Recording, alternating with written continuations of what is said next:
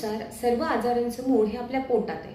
म्हणजेच जर तुमचं पोट साफ नाही झालं तर आपल्या शरीरामध्ये असणारे दोष, टॉक्झिन्स हे पोटात तसेच साठून राहतात आणि परिणामी आपल्या शरीरामध्ये वेगवेगळ्या आजारांची उत्पत्ती होते. म्हणून आपल्याला निरोगी राहायचं असेल तर आपलं पोट साफ असणं फार महत्त्वाचं आहे. तर हे कॉन्स्टिपेशन होण्याची काय कारण आहेत आणि त्यावर काय उपाय करायला हवेत याबद्दल माहिती ऐकूयात. तर सगळ्यात महत्त्वाचं कारण आहे की आपल्या शरीरामध्ये पाण्याचं प्रमाण कमी होणं.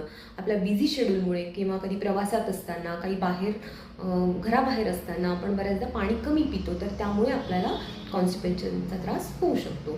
दुसरं आहे की शरीरामध्ये किंवा आपल्या आहारामध्ये स्निग्ध पदार्थांचा अभाव असणं, जसे की तेल, तूप, ताक हे खूप कमी प्रमाणात सेवन केलं तरीसुद्धा हार्ड स्टूल होते आणि आपल्याला कॉन्स्टिपेशन होतं. तिसरं आहे शरीरामध्ये किंवा आहारामध्ये फायबर्सचं प्रमाण कमी असणं. हिरव्या पालेभाज्या, फळं यामध्ये फायबर्स भरपूर असतं, परंतु आपल्या आहारामध्ये त्यांचा अभाव असेल तर आपल्याला कॉन्स्टिपेशन होतं. चौथा आहे की स्ट्रेस. जेव्हा आपल्याला काही कारणाने स्ट्रेस असतो तर स्ट्रेस झाल्यामुळे सुद्धा जरी तुम्ही बाकी सगळे पथ्य पाळले तरी आपल्याला कॉन्स्टिपेशन होऊ शकतं.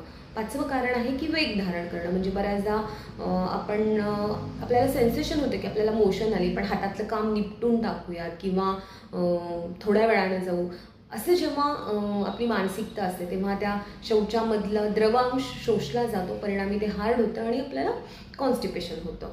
तर ही जी कारणं आहेत ही कॉन्स्टिपेशन व्हायची प्रमुख कारणं आहेत. आणि याच्यावर उपाय काय, तर ही जी कारणं आहेत ती अवॉइड करणं म्हणजेच त्याच्यावरचे उपाय म्हणजे पाणी भरपूर पिणं, आहारामध्ये तूप, ताक, मनुके, तेल यासारख्या स्निग्ध पदार्थांचा समावेश करणं, बैठं काम टाळणं, जेवणानंतर लगेच झोपणं किंवा रात्रीचं जेवण खूप उशिरा घेऊन लगेच झोपणं हे टाळणं आणि रात्रीच्या जेवणानंतर थोडी शतपावली करणं हे आवश्यक आहे. त्यानंतर आहारामध्ये हिरव्या पालेभाज्या, फळं यांचा समावेश भरपूर असावा.